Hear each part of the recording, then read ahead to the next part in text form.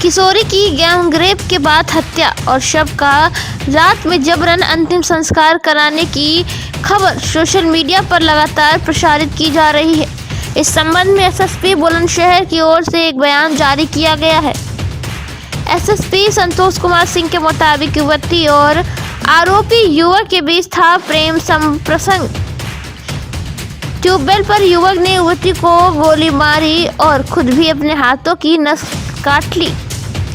SSP का दावा कि युवती का अंतिम संस्कार परिवार के लोगों ने किया था।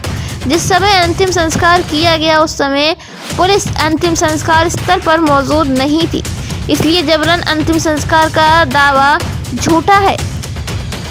एसएसपी के मुताबिक अंतिम संस्कार के बाद कई तरह के अन्य आरोप परिजनों की ओर से लगाए गए, जिनकी जांच जहांगीराबाद कोतवाली पुलिस कर रही है। जांच में जो तथ्य सामने आएंगे उस पर कार्रवाई की जाएगी। अब तक मुख्य आरोपी समेत 2 लोगों को पुलिस गिरफ्तार कर चुकी है। वहीं पुलिस पर मनमानी का आरोप लगाकर पीड़ित पक्ष के लोग 25 जनवरी को एसएसपी कार्यालय में जमा हुए, धरना भी दिया। पीड़ित पक्ष के ने थाना छात्री प्रभारी को सस्पेंड करने की मांग की थी। पीड़ित परिवार की महिलाओं ने युवती के साथ गैंगरेप का आरोप लगाया था।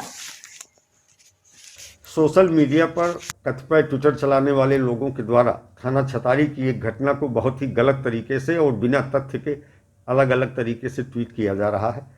घटना का क्रम यह है कि 21 जनवरी की घटना है।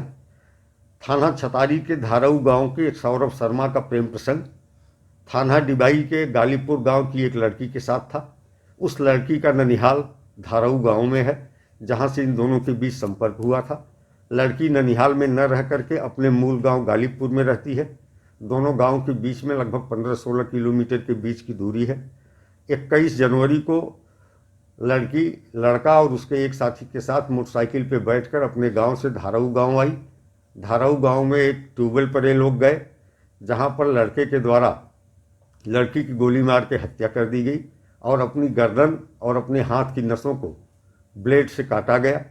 जानकारी होने पर उसे इलाज के लिए अलीगढ़ भेजा गया, जहां इलाज के बाद वो बच गया और उसे गिरफ्तार करके जेल भेजा गया।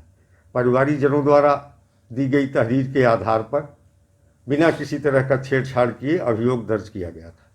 पंचायतनामा पोस्टमार्टम के बाद परिवारीजनों द्वारा अपनी मर्जी से स्वतः गंगा घाट कर्णवास पर लड़की का अंतिम संस्कार किया गया। मीडिया में कतिपय ट्विटर चलाने वाले लोगों द्वारा ये दिखाया जा रहा है कि पुलिस ने रात में जबरन अंतिम संस्कार कराया। इस संबंध में कहना है कि कोई भी पुलिसकर्मी अंतिम संस्कार के समय मौके पर मौजूद नहीं था।